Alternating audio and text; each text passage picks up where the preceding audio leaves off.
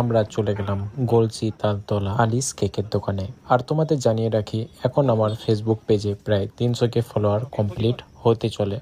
তো এই ভ্লগটা 200 কমপ্লিট যখন হয়েছিল তখনকার বানানো ভ্লগটা আজকে আমি আপলোড করছি। তার কারণ এতদিন আমি অনেক বিজি ছিলাম, এখনও বিজি আছি, কারণ আমাদের ফাজিলস টিমের অনেক বড় একটা প্রজেক্ট নিয়ে কাজ করছি। আগামী দিনে সেটা তোমরা দেখতে পাবে।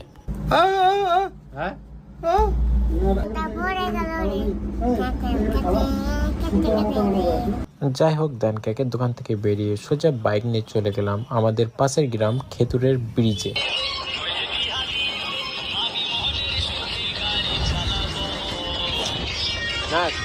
ক্যামেরায়